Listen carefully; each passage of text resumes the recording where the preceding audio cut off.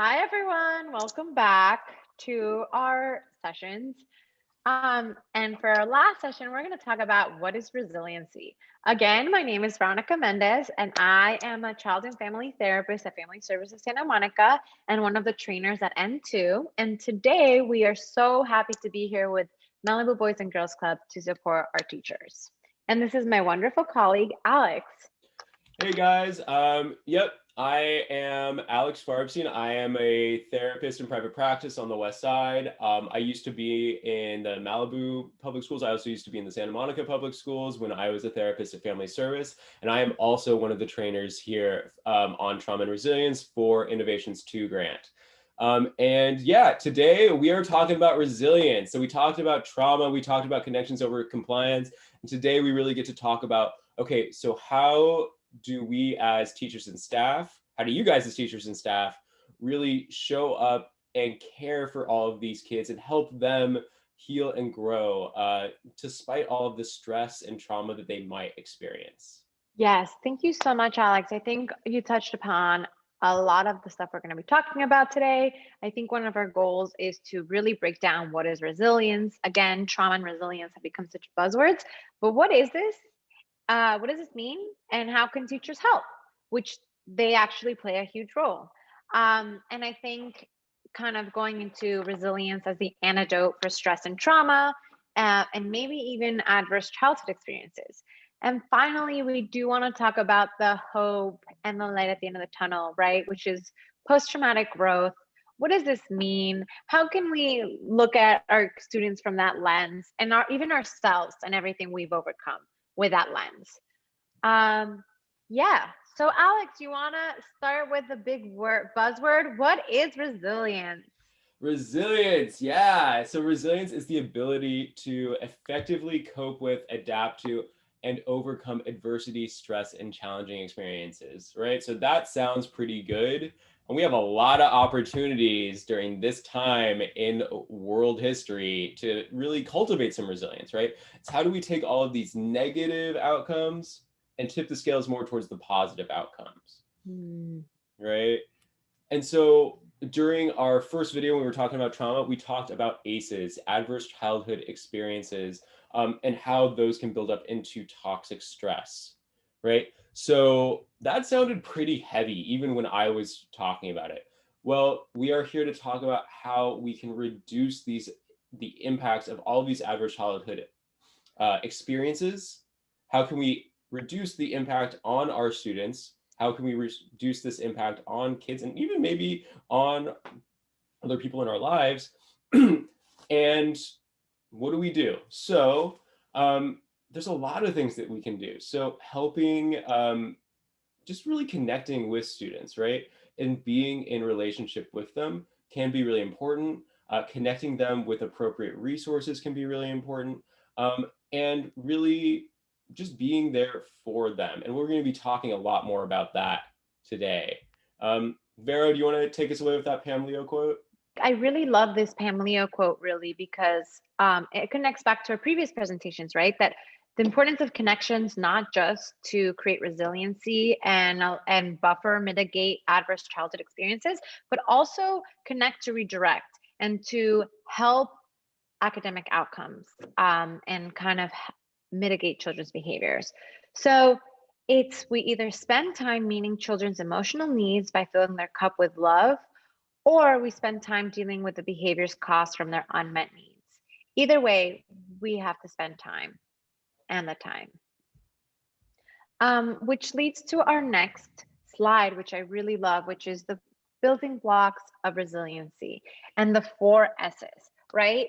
So, four S's being safe, seen, soothe, and secure. And this, again, are these four S's, I think, are such a nice way to really build connections and relationships for the point of connecting to redirect, integrating the brain, and also building resiliency and buffering being that support between toxic stress and trauma versus positive stress, right?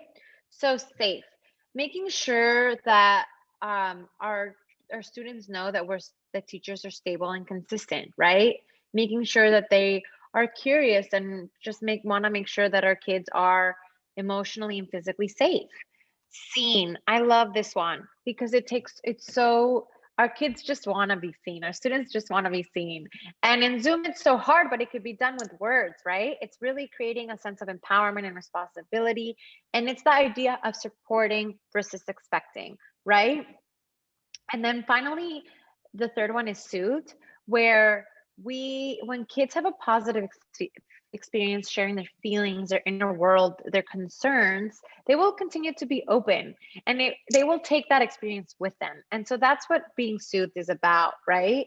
And I think one of the biggest takeaways from this is that, going back to our window of reflection, we have to be in our window of reflection in order to be regulated, to help our students feel co-regulated, right? And finally, secure, making sure that our kids know that their opinions, their views, their concerns, their fears matter. And I also want to talk about kind of like talking about race and all the politics that has been going on, all the big different transitions. Again, our kids learn about this stuff in school, and they bring this to school. And so making sure that this is a safe space where they feel secure to express and explore their views, because that is something that they're going to take with them. Yeah, thanks, Vero. So let's take a second and just see what it's like when kids don't and do experience those four S's.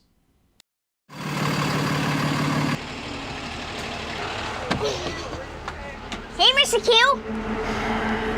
Did you see that? Why would somebody do that? Please go into the classroom, no talking, quietly. Hey, Miss Meredith, how you doing? We need you inside. How do you think that makes us feel? I forgot my number. What's your name? Jordan? What's your last name? Carter? All right. Go ahead. School is hard enough. Come on in, sit down quietly at your desks, and begin writing. This kind of stuff just makes it harder. I said quietly, please. Who's talking? Is it you, Sophie? Don't let it be you. Don't believe me? Sophie. Please just watch. I'm not up here for me, I'm up here for you. Pay attention, okay? Now somebody answer me. Somebody needs to answer me really fast. Every time we're ignored or yelled at or silenced, a teacher takes away what's possible. No horseplay, no running, and especially no talking. Moment by moment. Miss McGarity, your student's behavior yesterday in the lunchroom, it was terrible. Next time, silent lunch. Did you hear that? Stay in line and catch a bubble. I'm not playing. If this is education, we're in trouble. Bye, Miss McGarity. Frederick Douglass said, once you learn to read, you'll be forever free. The way it is now, 2 of the 3 of us will never be able to really read. It doesn't have to be this way. Hey, Jordan, how you doing? Good. Good. Everyone we meet throughout our day can make a difference. I've been waiting for you to arrive. All the difference. Good, how are you? Great. Hi, Jordan. Bye, Jason. Good morning, Jordan. How are you? I'm doing well. Thanks for asking. How are you? Good. Go ahead and put your number in. Talk with I us, don't know my number. not at us. That's okay. I'll look it up for you. Go ahead, sweetheart. Okay. All right. Have a Teach good us what we need to know. Good morning. That's how we get smarter. Well, good morning, Sophie, Janicia, and Jordan. And show us how to share ourselves with others. Give us courage. Give us compassion. Help us find our own voices so we can become who we are meant to be. Yeah, so I love this video because it really shows the impact that adults have on children and what a big difference those 4 S's make. And Alex, do you want to take us home with post-traumatic growth? Yeah, so I mean, this is, I think, such a beautiful thing to think about, especially when we're talking about the healing that comes from learning that you can be with stress, that your capacity is big enough to handle whatever stress and trauma might be in your life. Because post-traumatic growth doesn't mean that pain or fear from trauma goes away, post-traumatic growth means that individuals are able to find meaning in the trauma. They're able to learn more about themselves in the process and find opportunities to apply increased self-knowledge to make healthy life choices, right?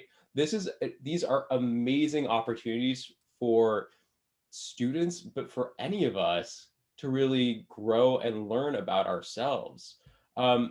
And all of this is really about shifting the paradigm of being in this negative place. Like we were always like, like, oh my God, we start out like, yo, what is wrong with this child, right? Like, it's like, oh, they're so disruptive. Oh, they're not doing their work. Oh, like I can't get like anyone to pay attention on Zoom, right? So we start with this, oh, what is wrong? Well, then maybe we shift a little bit to like, I wonder what this kid has been through, right? Just really starting to apply some curiosity. And then to really shift into this positive place, this place that allows for post-traumatic growth. It's like, yo, what does this child overcome? Right? And when we are able to shift this paradigm, when we're able to shift our own minds, well, then we allow for students to see themselves in this way. Like, wow, I am not a victim, but I am the author of my own story. Yeah, I think this concept of meeting our students in regulation, right? And again, I know we're talking about all these really big topics, but really, and the brain, but really, I think connections and being present and regulated are like, for me, some of the big takeaways, right? When we meet our kids in regulation, we shift the paradigm, not just by helping them feel soothed and seen, but also in order for their brain to calm down and be able to take more information. And so if there's anything that I want teachers to take away from this is to be present and not perfect, right? Be present teachers, not perfect teachers. Meaning students in regulation to shift the paradigm. It's kind of really, we can only be curious and have perspective to understand what is underneath our children's behavior. And we can only do this when we're in our window of tolerance. So, and when teachers themselves are regulated. So taking that into consideration as to why it's so important to be present with yourself as well. And when we meet our students in regulations, we can see things from another point of view. Like, I wonder what he's doing. Okay, maybe I see that, right? It promotes an unconditional positive regard and empathy.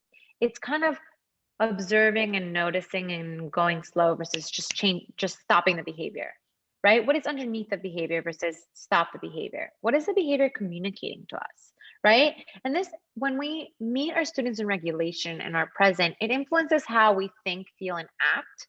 And it enables us to respond versus react. So again, what is underneath the behavior versus ending it, responding versus reacting. And moving to tune to the different rhythms of students instead of moving in our own rhythm, right? Which can be so difficult, which again highlights the importance of being present and not perfect. And kind of just really taking this curious and non-judgmental stand of what makes each student tick, what makes me tick, right? Because then I also will know where I am. And giving them space and time to calm down, and giving ourselves time and to calm down too, because this is all pretty. It sounds easy, but it's a lot of work. Yeah. So Alex, I'm wondering if you can give some examples of what we can ask. Like, how do we meet a student in regulation? Totally. I mean, it is a lot of work, right? So meeting a student in regulation might just be like slowing down and having a moment to ask, like, ask some questions about the student. So what is the student doing well, right? What does a strength look like for this student? And maybe even thinking like, okay, like I'm having a hard time accessing some of these strengths for the student. Maybe asking like, well, how would his best friend describe him? What is something that the student is really proud that she accomplished recently? What is she proud of? What does a successful day look like for her? And what helps motivate this student? When we really slow down and ask these questions to the student, it's applying kindness. Applying this kindness feels so good that this actually helps regulate ourselves in this moment. And maybe it's even an opportunity for us to turn the same kindness back on ourselves to help further that regulation. This all sounds pretty good, right, Vero? But like, you know, we're in this whole new like world of, well, maybe not even so new anymore, of online teaching. How do we do this virtually? Yeah, I think virtually changes so many things, right? And you have this tiny little screen where, again, you don't know what's going on with the family system. You don't know what's going on for the teachers and their family system.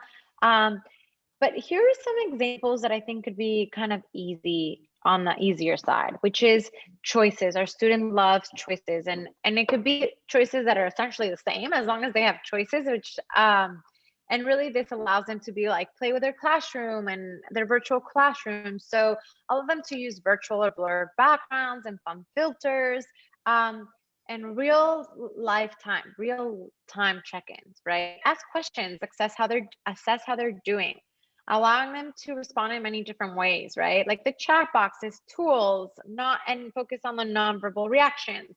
And obviously, we know that you guys have so many interactive tools. I think most importantly, some of the don'ts. Or actually, no, I just wanted to jump in and just like sort of connect it back to the 4 S's.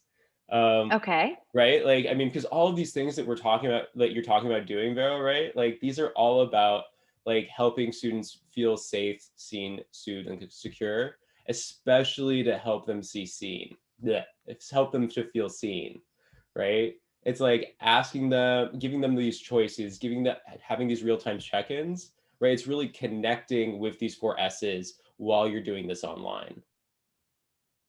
Yeah, that's such a good point, Alex. Thank you. And I think also just really the difference between virtual and in life person. Like, I think with all the kids that I see, it the spectrum is all over the place as to who's thriving and who's having a difficult time with it, right? And so not measuring participation by use of video or eye contact, or kind of trick students into showing their video, right?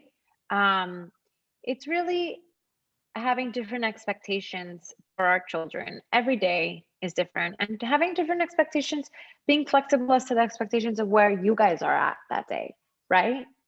Not being the perfect teacher, but the present teacher. Yeah, so I think, and is there anything else, Alex? I don't know. I think that that's pretty much it. That is a place to start. We really appreciate all of you so much for taking the time to watch this and to maybe shift your own paradigm to one of kindness, not just for your students, but one for yourself too. Yes, we're in this post-traumatic growth together, aren't we? Yes, we are. So y'all take care and see you in the next video.